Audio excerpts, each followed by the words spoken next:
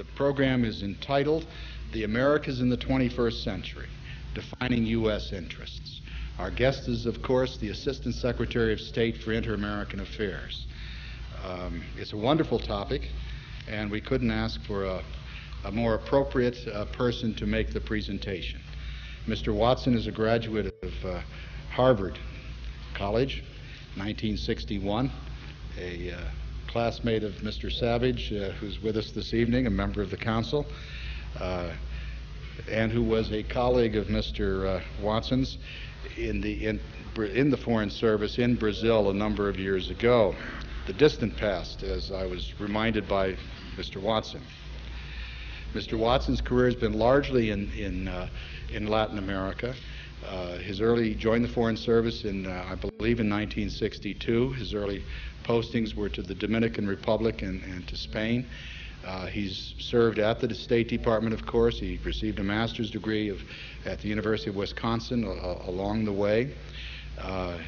He's been posted as DCM, if I remember correctly, in Bolivia and in Colombia and Brazil before becoming ambassador to Peru. Most recently, he served as the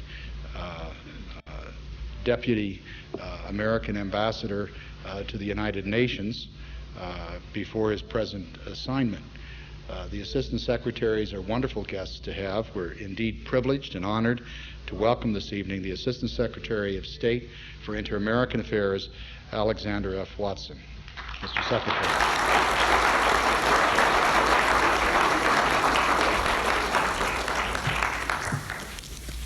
Thank you very much, Frank, for that nice introduction. Let's see if I can get close enough to this microphone to make it work appropriately.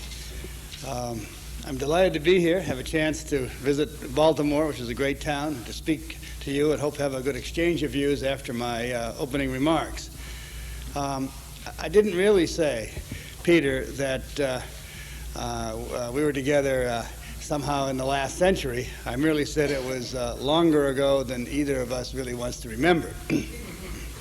But I thought what I tried to do tonight is make a few points about how what we're trying to do in Latin America and the Caribbean is relevant to Americans, including all of you here, and then open it up for a discussion on any issues that you want to raise.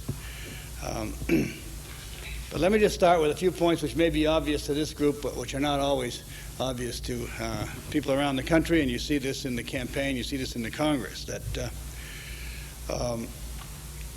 there's really a growing debate over what our role in the world should be.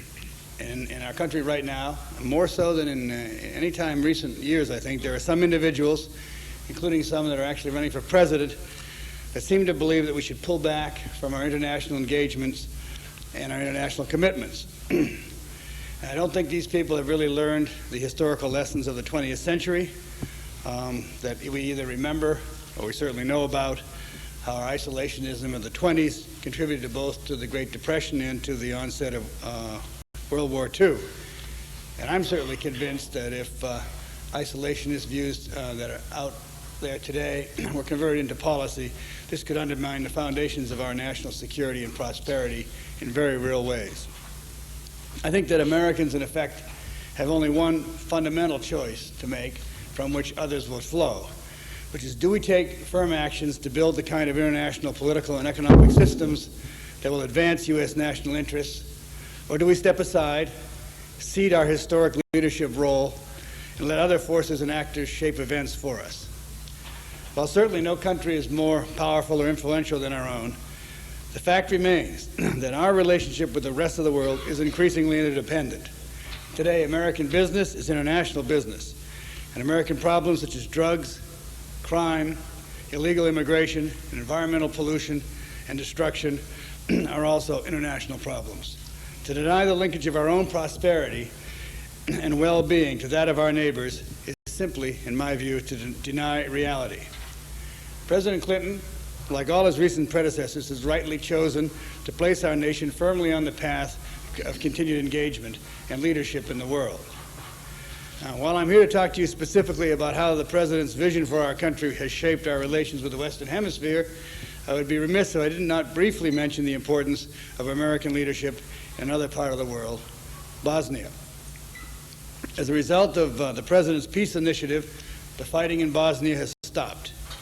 We now have an opportunity, a unique opportunity, I think, to secure an enduring peace because of U.S. strength and U.S. diplomacy. The parties have taken risks for peace, and we must continue to support them. And in the choice between peace and war, the United States must choose peace. We must uphold our ideals. We must keep our commitments. Just as the Bosnian peace agreement could not have been reached without American leadership, so too our progress in hemispheric relations derives from President Clinton's vision for ensuring the prosperity of the U.S. and its regional partners. And it's only fair to say that his vision and what we're trying to do in this administration flows directly from what was being done by President Bush and to a somewhat lesser extent, but still important extent, President Reagan. We are already implementing our hemispheric blueprint for increasingly close and mutually beneficial political and economic relations. And that blueprint was laid out in the plan of action of the Summit of the Americas, which took place in Miami. Almost exactly a year ago, the democratically elected leaders of the hemisphere met in Miami at President Clinton's invitation for this summit. The first one since the gathering at Punta del Este, Uruguay in 1967, and the first ever exclusively of democratically chosen leaders, heads of state and government. In Miami, these leaders committed themselves to create a hemispheric free trade zone by the year 2005 and to take a number of ambitious actions to strengthen democratic institutions, reduce poverty, and protect the environment. In fact, there are 23 action items that they committed themselves to, and within those are about 151 specific initiatives. Now, there's a great deal more at stake for Americans in the successful implementation of these commitments than many people realize. So let's start with dollars and cents. The Western Hemisphere, including Canada, is the most important regional market for U.S. exports. Through September of this year, total U.S. exports to the hemisphere in 1995 exceeded $160 billion, or more than one-third of U.S. worldwide merchandise trade. Latin America and the Caribbean alone comprise a huge and rapidly expanding market for U.S. companies. Between 1987 and 1994, U.S. exports to the region grew more than 150%, from $34.5 billion to $89 billion. And 43.5% of all goods imported by Latin American and Caribbean countries come from the United States. No other region of the world has that high a propensity to import from us. Between 1990 and 1994, our exports to Latin America and the Caribbean increased by $36 billion. That's exactly 3 times more than our growth in export sales during the same period to Japan, China, and the countries of the European Union combined. Now, I know that you here in Baltimore are particularly aware of the importance of international trade. Just a couple of decades ago, when the tall ships came into Baltimore's harbor to celebrate the bicentennial, they found a largely dilapidated harbor, dilapidated warehouses, little commerce on the waterfront. Not far from this hotel, watermelon boats were docking at the current site of the World Trade Center. And what has happened since that time is a perfect example of why international trade in general and trade with the Western Hemisphere in particular are important. Port of Baltimore ranks as the nation's 3rd largest port in foreign tonnage, with goods going to and from our hemispheric trading partners representing 35% of the 26.2 million tons that passed through it in 1994. Goods coming from or going to Canada, or coming from and going to Brazil, together were responsible for about 6 million tons, making them the first and second most important sources of commerce for this harbor. And 4 other regional trading partners, Mexico, Venezuela, Chile, and Colombia, are also among the top dozen tonnage leaders for the Port of Baltimore. Hemispheric trade is therefore responsible for a substantial portion of the $1.3 billion generated annually by the port, as well as a significant percentage of the 87,000 jobs it supports. The state of Maryland also receives a big economic boost from its exports to the Western Hemisphere. The state sold $1.2 billion worth of goods to Canada and over $500 million to Latin America and the Caribbean in 1994. This combined $1.7 billion in exports is greater than Maryland's sales to the European Union and almost twice the level of exports to the Pacific Rim countries, exclusive of Japan. And Maryland's trade with the hemisphere grew by almost 75% between 1987 and 1994. I give you all these figures, which may be a little dry, because I think they give a dramatic example of the kind of dynamism of the process that we're engaged in here. These figures include goods produced by Maryland's Hughes Corporation, which sells telecommunications equipment. Hughes is taking advantage of the spectacular increase in Latin American and Caribbean market for these American products, which topped $2.7 billion last year, and is expected to rise to a staggering total of $7.5 billion by the end of this year. It also, I think there's nothing more exciting right now than telecommunications in Latin America and the Caribbean. I mean, that is going to be an absolutely extraordinary sector, which will have dramatic implications for education, health, national integration, politics, and culture throughout the hemisphere. But the figures that I mentioned also include millions of dollars in sales generated by the Maryland-based components of such international corporations as Black & Decker, McCormick Company, General Motors, Westinghouse, General Electric. Our Summit of the Americas goal of creating a hemispheric free trade area of the Americas, which will expand trade as well as freeing trade, is designed not just to lock in all these gains, but to expand upon them. And the success of NAFTA, in spite of Mexico's short-term problems, shows that we're on the right track. This is an issue about which there has been tremendous confusion. In 1994, the first year after it was in effect, U.S. trade with our NAFTA partners increased 17%, by more than $50 billion. U.S. trade with Mexico grew by 1/4, rising from $80 billion in 1993 to $100 billion in 1994. This trade translates into jobs, good jobs, which in the U.S. pay an average of 17% more than positions in non-export industries. Exports to Mexico and Canada will support an estimated 3 million jobs this year, an increase of over 500,000 from 1993, the last year before NAFTA was implemented. NAFTA also ensured that Mexico would not close off its markets to the U.S. producers during its current recession. In fact, while Mexico raised tariffs on goods from other trading partners in response to its peso crisis, it actually lowered rates on U.S. goods as required by the NAFTA schedule. As a result, 1995 U.S. exports to Mexico are still 11% higher than in 1993, the last pre-NAFTA year, and U.S. companies have actually increased their market share of overall Mexican imports. And this is what our move toward free trade area of the Americas is all about, creating high-wage jobs in good times and protecting them in bad. For that reason, the administration has pushed ahead with the summit's free trade goals, despite sometimes harsh criticism and some difficulties on the Hill.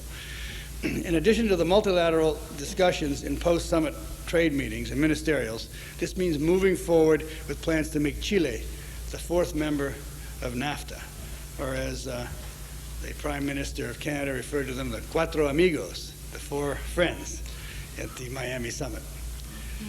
Though its market is small, Chile is not an insignificant economic partner.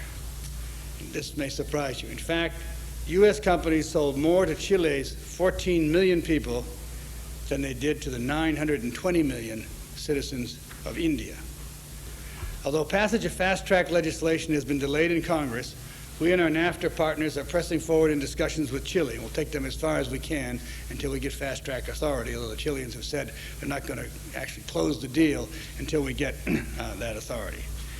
But liberalization and expansion of trade are the central dynamic of our policy toward our neighbors. But as we move toward these goals, we must remember that the Summit of the Americas agenda seeks to change more than just the conditions of trade in the hemisphere.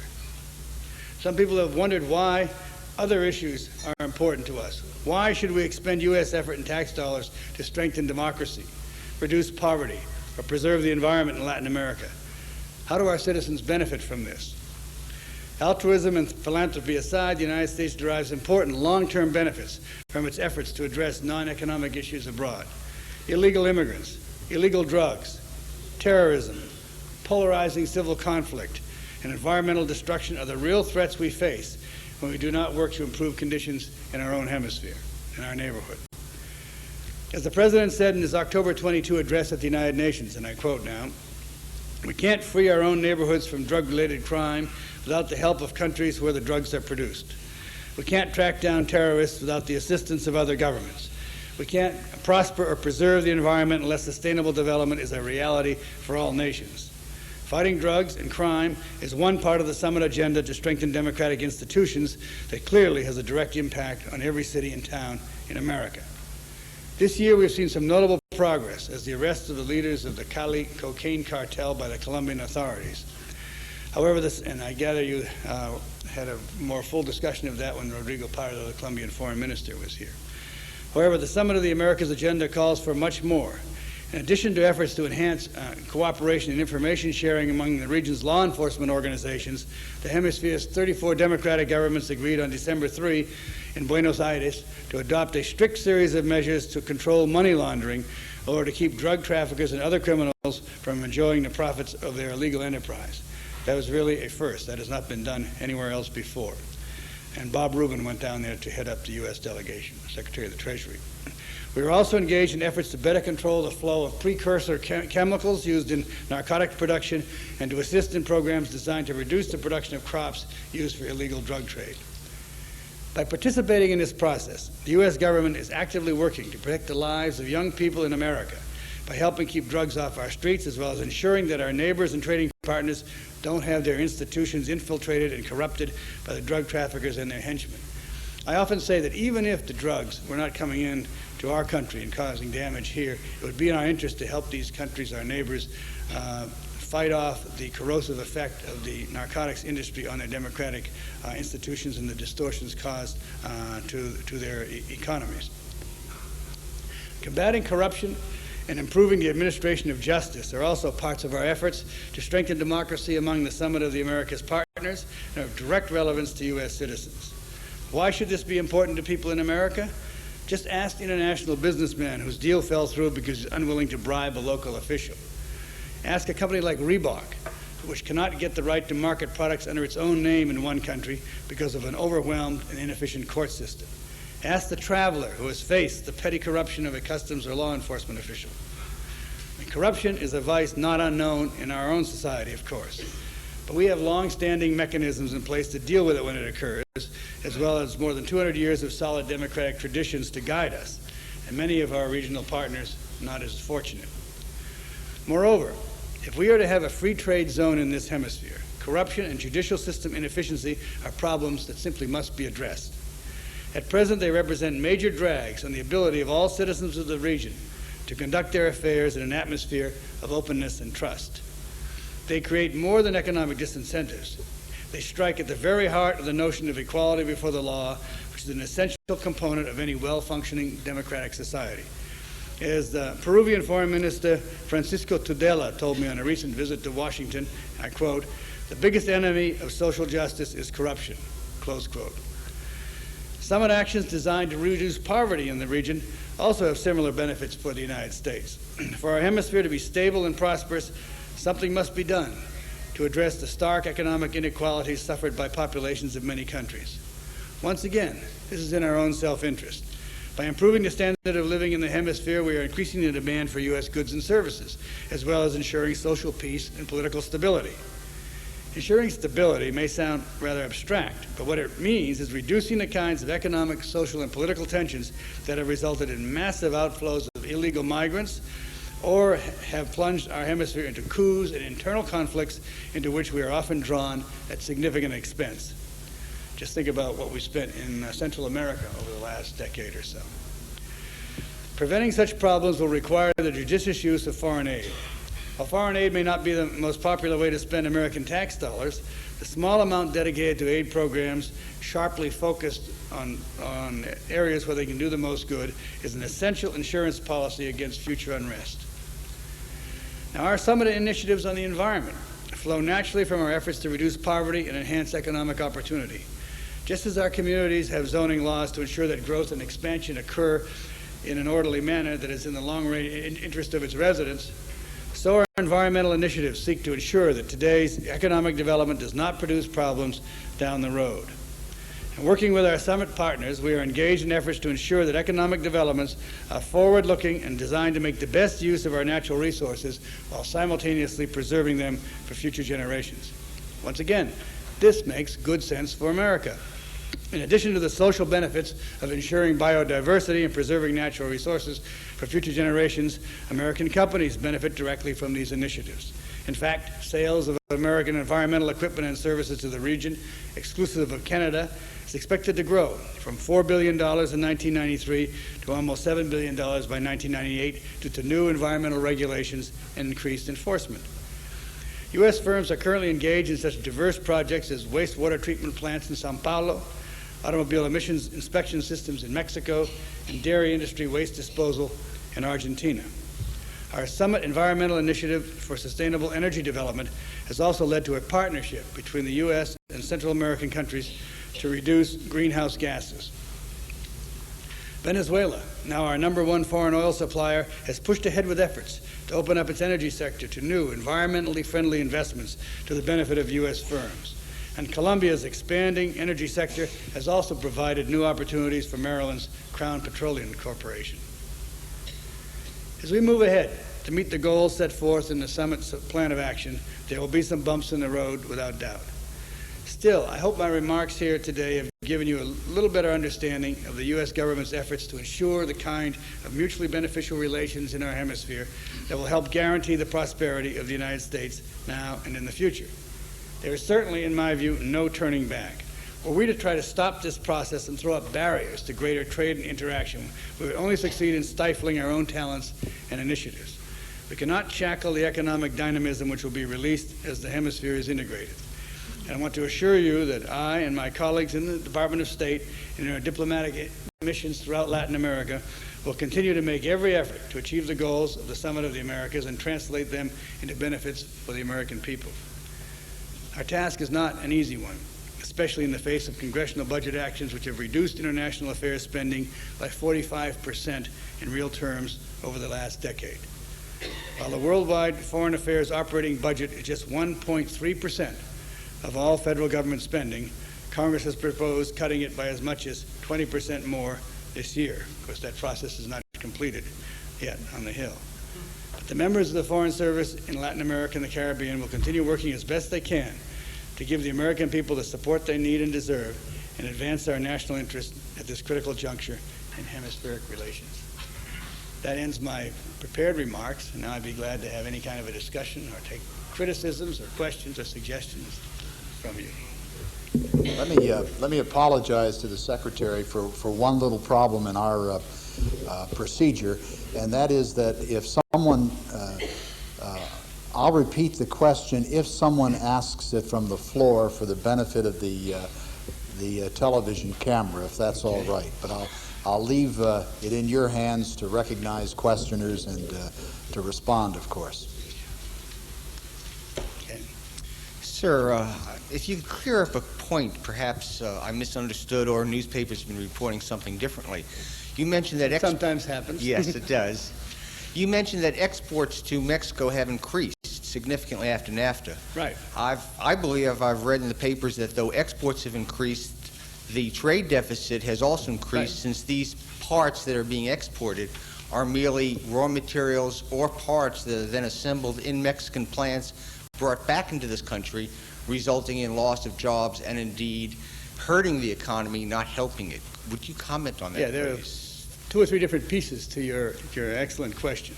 First of all, there's no doubt that while our exports now are still higher than they were before NAFTA, they're also a little bit lower. I think it's about 9% lower than they were in the NAFTA year of 1994. But still, my basic points are that we are continuing to export extremely well to Mexico despite it's a dramatic recession there, and despite the fact that it's had to raise tariffs on other people. And that's the first point. The second point is absolutely yes. Mexican exports to the United States have increased dramatically over the last year, which is only natural when you devalue your currency the way that they have. And those exports have given them a significant trade surplus. I think about the same, maybe not quite as great as our surplus was in 1994. I think as the Mexican economy comes out of the recession, it'll come back to something that's more balanced. And probably, I would guess, this is a guess, over time, it'll continue to be a trade surplus in our favor, because a country like Mexico, rapidly developing country, it needs to import an awful lot of capital goods and things, which I think will continue for a long time. Now, what you said, you referred to what's called the maquila industry, which is items which are made in the United States, brought into Mexico or other countries in the hemisphere, assembled, and then returned to the United States. I really think there's a myth out there that somehow this is bad for the U.S. Though in virtually all these cases, the assembly work that is done in Mexico or Guatemala or the Dominican Republic or Haiti, what have you, would not be done in the United States in any case. The firms that do that would go offshore to get that work done. If they go offshore to someplace in Asia, for instance, first of all, those products probably would not be made with U.S. materials. They'd be made with Asian materials. Hence, all of the exports and the jobs represented by the materials made in the U.S. and exported in Mexico and fashioned into something coming back in here would be lost. Secondly, bear in mind, as I mentioned, the propensity to import from the United States is so much greater in Latin America than any place else that to the extent that Mexico or Dominican Republic or Guatemala or what have you is importing, it's going to import more from the U.S. than it will an Asian country. So I don't think that the maquila industry is a negative for us at all. I think it is essentially a positive. There may be some exceptions to that, but as a generalization, I'm quite confident about what I say. I think those are all the elements of your question, but thanks. Yes, sir. Mr. Secretary, we've had the embargo against Castro in effect for, I believe, about 35 years, and in that it seems no closer to achieving its objective than before, and in that the citizens of Cuba really have no means of overthrowing this odious government. Do you really see any purpose for American national security in continuing the embargo against Cuba, or do you think it might be time to consider other means of encouraging the growth of democracy in Cuba? Well, you've touched on a couple of very important questions, and the last point is a very important one. What we are trying to do is to encourage a peaceful transition to a democratic system in Cuba. Thus far, I have to say, all efforts that have been tried at that have not been notably successful, because the regime is just as firmly in control and really just as repressive as it ever has been. Even recently, they had a group of human rights groups and dissidents of various types, none of them armed, none of them really threatening the regime, who formed a new organization called the Council. It's quite an interesting group. It's publishing its views, some critical of the regime, some not. But they have been harassed, they've been broken up, people have been jailed. I mean, this stuff still goes on there. And you ask yourself, why on earth? Because they really don't represent a threat. But the point is that the regime clearly thinks that they do, and has given no indication that it's going to shift gears on the political side. Concerning the embargo, I think you have to put it into I think debate on the embargo is a good thing, by the way. And I think the fact that we've got a little more discussion of this going now than we've had in many years is, I think, very, very healthy.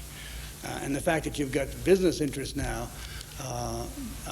taking a look at this and thinking about how it affects their interests is useful.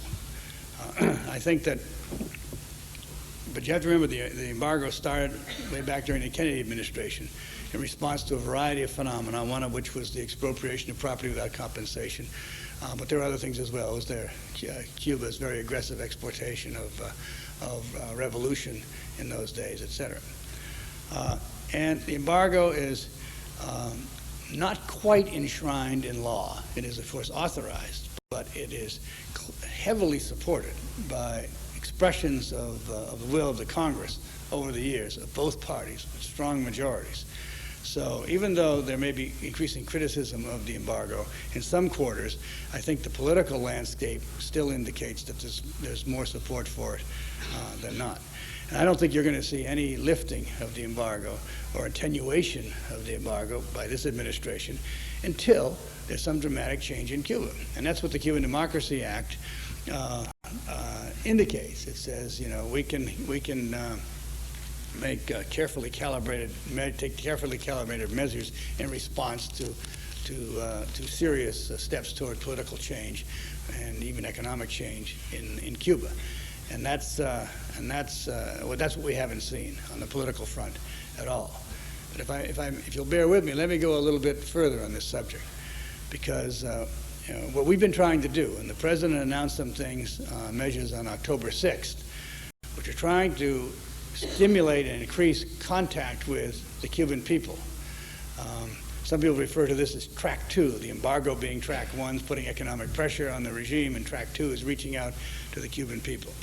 And the President authorized several things, including greater ease in getting licenses for non-governmental organizations to deal with non-governmental organizations there, and for transferring funds, and transferring the devices which people need to communicate in the world today, computers and faxes and copiers and things like that. And we continue to stimulate assistance. Over $100 million has been authorized by the Treasury Department, which basically the State Department advises the Treasury Department on what to do, but the Treasury Department authorized it.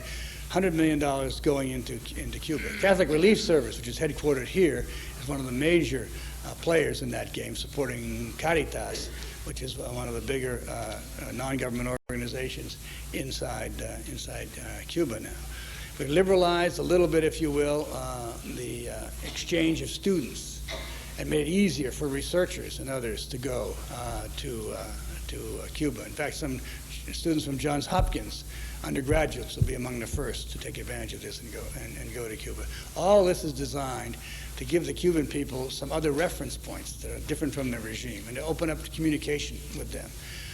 Not paralleling exactly what was done in Eastern Europe, but following that idea that exposing people to what's going on in the world outside their own country will help develop a civil society in Cuba that, in the first instance, puts a little bit of pressure on the regime, not to overthrow it or anything like that, but secondly, prepares people for the day when the regime disappears, which it will inevitably, so that they can take their own fate in their own hands.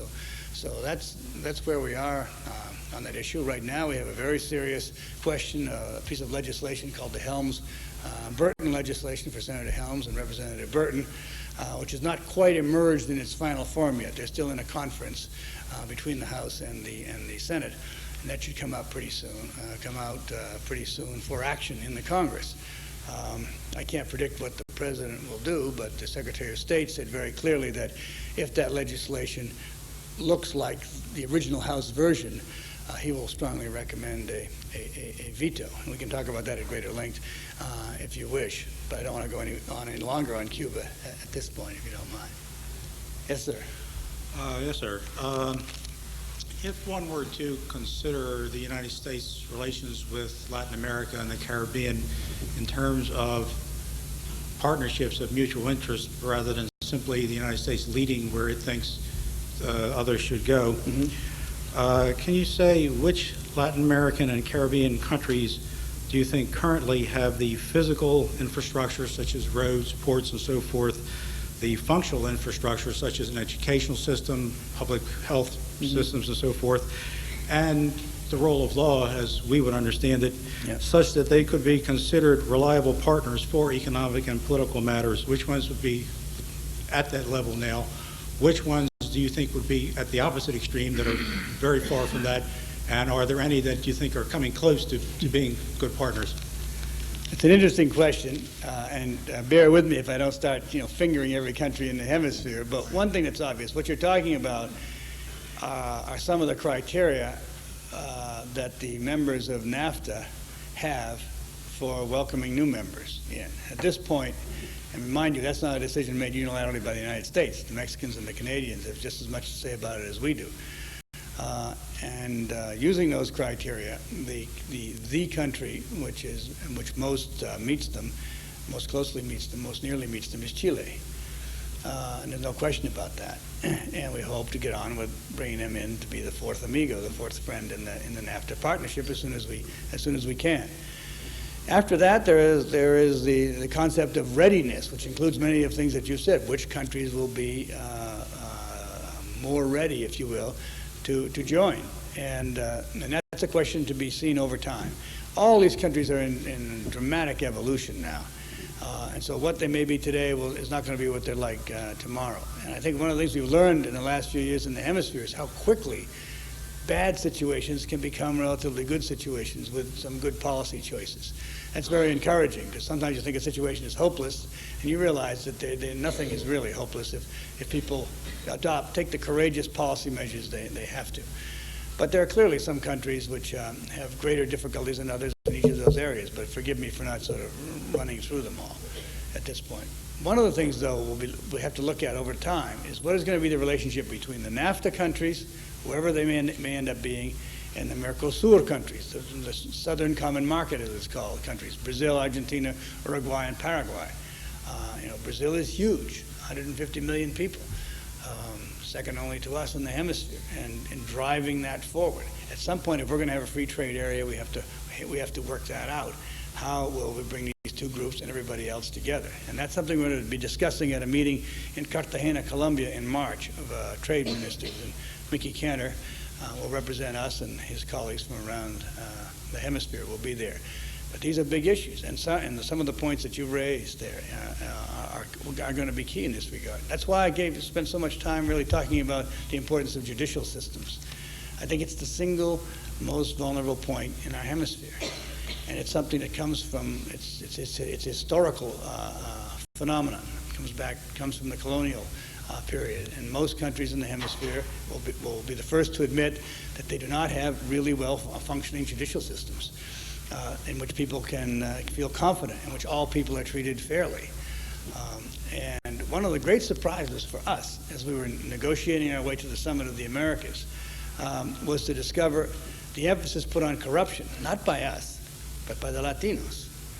I was saying things like, well, let's not say corruption, that sounds, like it's too paternalistic on our part. Let's talk about good governance and things like that. And the Latinos said, no, come on. What you're really talking about is corruption. And you heard what I quoted the Peruvian foreign minister there saying that corruption is the single most important contributor to poverty and things. And they understand that. And they're trying to get a hold on that. And we're going to come up with an anti-corruption convention. No one's ever done anything like this. Now, of course, it's not going to become reality immediately, but you're starting a dynamic. This is led by Chile and Venezuela and Honduras and Ecuador. You're starting a dynamic of moving toward an anti-corruption ethic, which had never existed, I think, before in the hemisphere. And over time, hopefully that will prevail. I'll follow up with perhaps a specific example of part of what I was talking about. It might add something, maybe. In terms of the role, the side of the rule of law, the infrastructure part, I keep reading articles in the business papers that are about Brazil, which has a land area and resources as big as the continental U.S. and over 150 million people, but is terribly stymied in its economic development because they have almost no railroad system, extremely poor road system for a country of over 3 million square miles, and inadequate ports. But the only system they have that works is the rivers, and that's because God put them there, not the Brazilians. Okay, I mean, is there any plan or activity in the United States, which is the world's master at building that sort of infrastructure, more so than probably any country in the world, to have American companies work with, say, Brazilian government or Brazilian companies to improve that and thereby bring up the level of the economy in Brazil? We don't have a plan to do that, but it's going to happen. There's been an extensive analysis of this. I should have mentioned this. The infrastructure question is, of course, extraordinarily important to the ability of these countries to develop.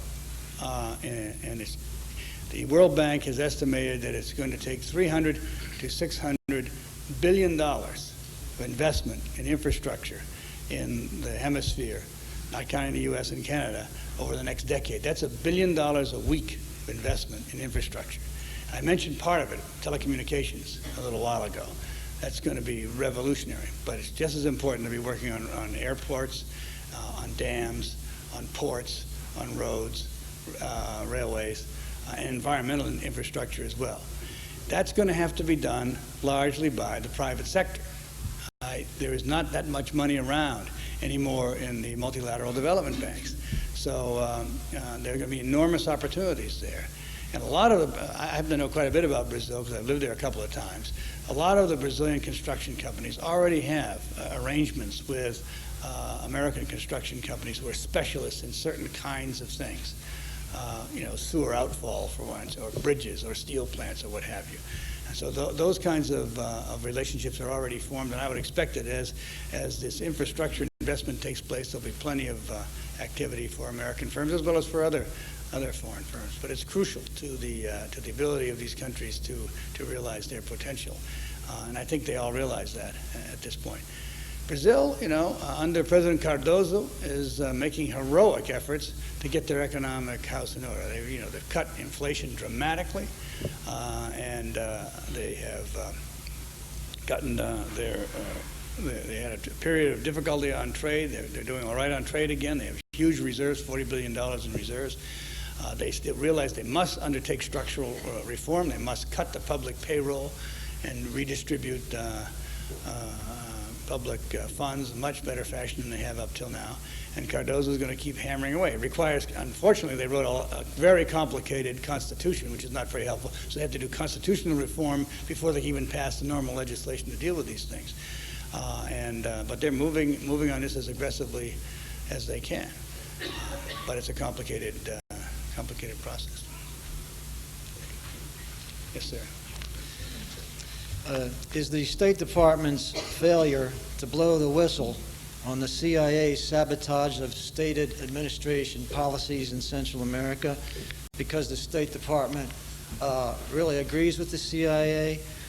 I'm referring to the CIA's support of the coup plotters in Haiti, both before and after the coup, to the tune of $150 million secretly, even though the administration cut off the same amount of money to the regime that overthrew Aristide. I'm referring to the ambassadors in both Honduras and Guatemala who were not cooperative at all when the CIA trained units assassinated American citizens and spouses of American citizens like Harvard graduate Jennifer Harbury. And I'm referring to the case where the Baltimore Sun did a series on Battalion 316 in Honduras, and human rights activists went to the ambassador there and asked what's going to be done, and the ambassador there feigned ignorance or otherwise belittled the concern. And I'm referring to in El Salvador last month, where the U.S. trained police attacked and beat up workers who were on strike, and when human rights activists went to the ambassador there, he belittled their concerns. Is the Department of State going to blow the whistle on the CIA when it sabotages stated administration policies, or are you just going to go along with it? Well, let's see if I can develop an answer to that complicated assertion. I think without going into this in enormous detail now, I think, sir, that many of your assertions are not accurate. So it's a little hard to deal with them. And I'm certainly not going to get into a discussion of intelligence matters here or anyplace else. But, and on the Honduras question, which has been reported on so effectively by the Baltimore Sun, I think Ambassador Negroponte has made his statement through a letter to the Sun. I think that we are producing lots and lots of documents on that time in response to the human rights ombudsman in Honduras, Mr. Valladares. We have given him literally thousands of documents, and we are reviewing our files to declassify more, which will be made available to him and to the public in general to help him in his effort in the Honduran government to get at some of these things which allegedly took place in the past. And we are coordinating an interagency effort to release as many documents as we think will be useful to Mr. Valladares. That's tricky because each agency can only declassify the documents it produces. You know, we have no authority to declassify a CIA document or a Defense Department document, but we can coordinate an effort to do that with the help of our friends in the White House and National Security Council staff. I think that in Guatemala, I think there'll be it's been a very careful examination, I understand, of many of these accusations by the Department of Justice, and I think there'll be a report on that that has to go to the President first, and once he's taken a look at it, my understanding is it'll be made public, and that'll be very useful to people who are interested in determining what did and what did not happen in Guatemala back in the early part of this decade. Because there have been a lot of assertions made, not all of which are fully substantiated by any information that we have, at least. This is not to say that they're absolutely not true, but we cannot say that they're true. And I would think that I think what you're referring to in El Salvador was it may have been a protest by some former members of the armed forces and some former members of the FMLN guerrillas who were frustrated that they did not get land. In some cases, those people, it was never considered that they should get land. Other cases, they were, and the process is only about 75 to 80% complete in the distribution of land, which is not good enough, but it isn't bad given where they were coming from. And these people were occupying the Congress and occupying government buildings, and the police moved them out. But I don't think that you would find, and I don't think the police, I mean, there may have been mistakes, certainly, there are always mistakes, but I don't think you found any gross brutality, and I don't think you would find our Ambassador Alan Flanagan at all unsympathetic to people who claim that their human rights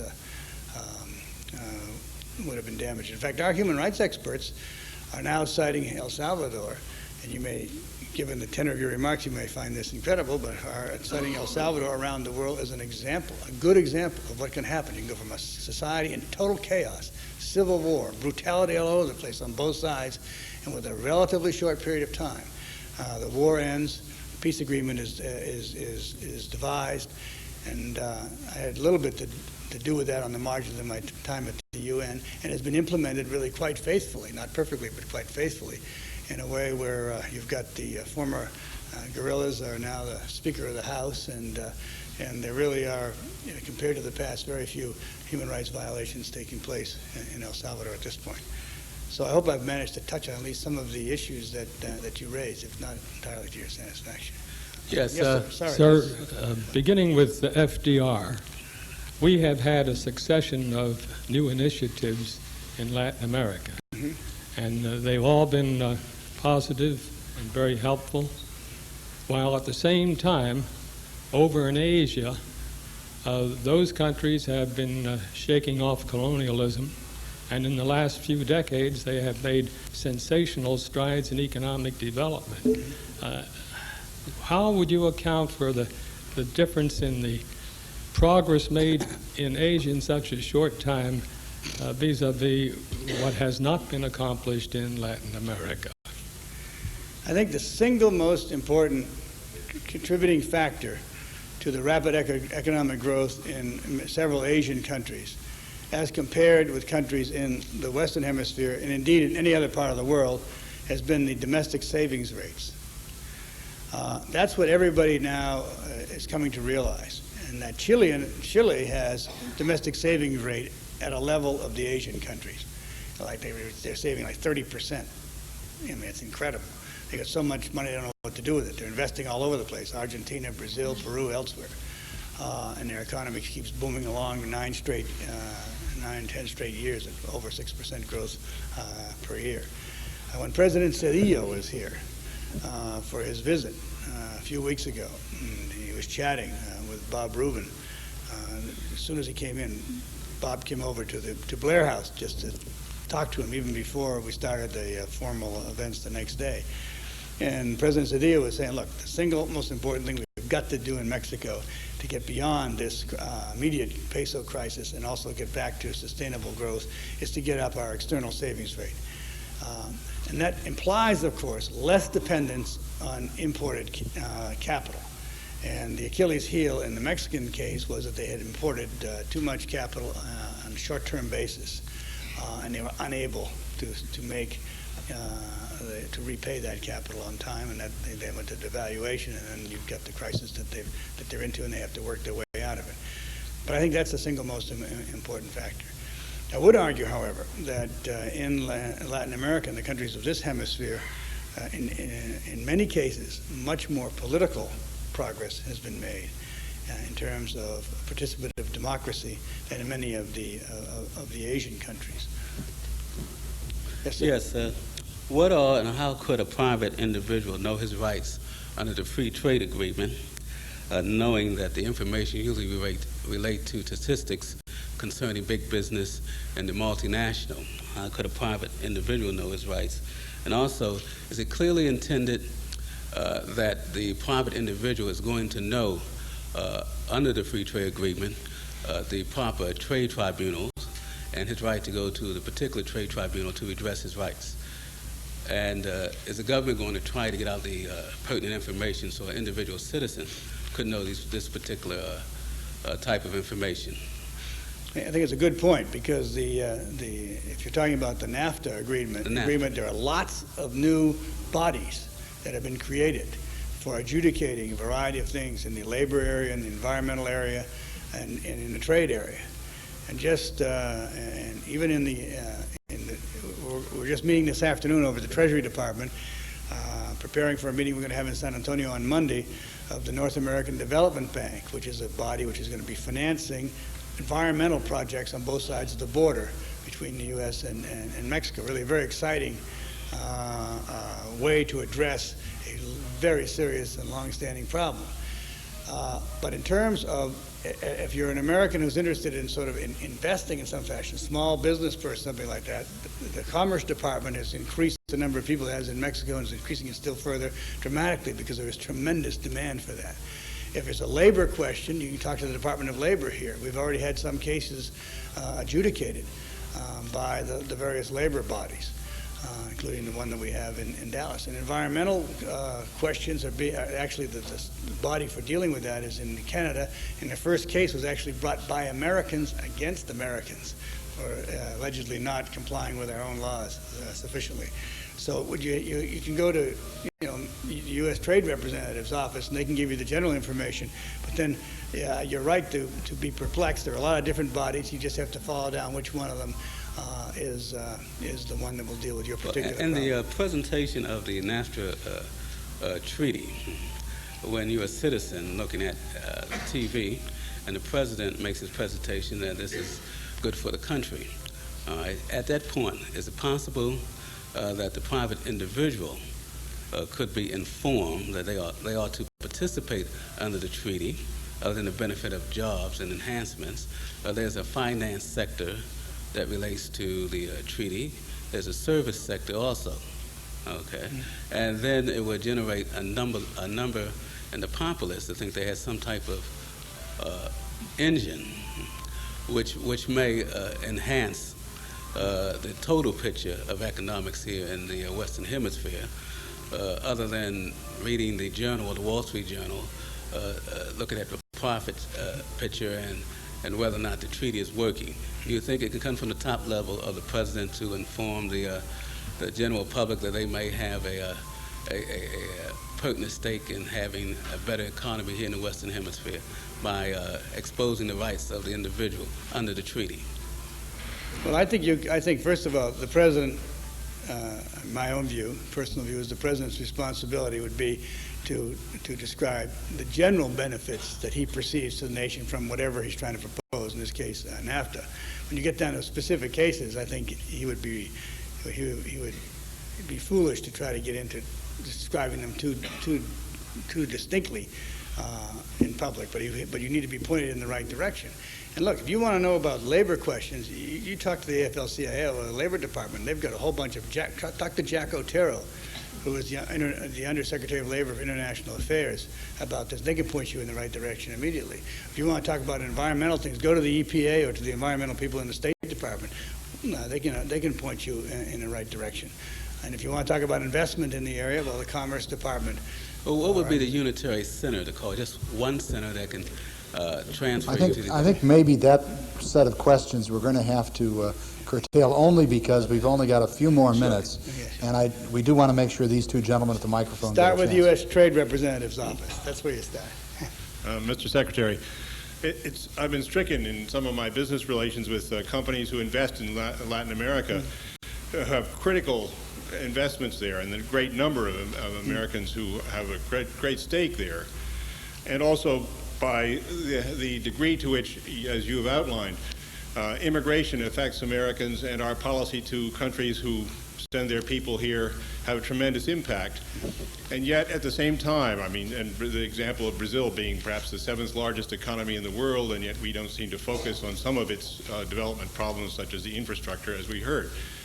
It seems to me, in view of that tremendous impact, that it would be a greater focus of the Security Council's policy-making apparatus. And it also seems to me, I'm surprised that the Foreign Affairs apparatus in Congress does not seem to feel more pressure for doing silly things than they do. How come orchestrated campaigns to get to Congress, and also how is it that the importance of your area of responsibility doesn't seem to visit itself on the minds of our policymakers? Well, it does visit itself on the minds of some policymakers. No, I really, seriously, Tony, that's what I'm talking about. No, I think Tony Lake is who he's referring to. But in fact, look, nobody's done anything quite like President Clinton did with the Summit of the Americas. When we started off that idea, we didn't know it was going to work. We made an analysis and an assumption, which now looks easy, but I'll tell you, we weren't sure we were right. We assumed that there had been sufficient development in the hemisphere and sufficient commitment to democracy over the last 5, 7, 8, 10 years, sufficient development of commitment to market economies as opposed to statist economies and free trade, sufficient commitment in these new democratic polities to the understanding that you cannot have a successful democracy over time if you have huge bodies of poverty in there. You do not become a modern state unless you have your workers educated and healthy enough to be able to provide the kinds of goods and services your people need. And that there was also sufficient awareness, this was driven largely by Al Gore, that the environment, protecting the environment is not antithetical to economic development, it's an essential part of it, as a matter of fact. When you're talking about people's welfare and people's development, you're talking about a whole lot of things, but including where they live. But I would like to thank you, Mr. Secretary, for a marvelously comprehensive treatment of Latin America and for the enormous detail in which you've answered our questions. Perhaps too much detail in some cases. I don't think so. I would beg to differ and simply thank you for what I think has been a wonderful evening. Thank you very much.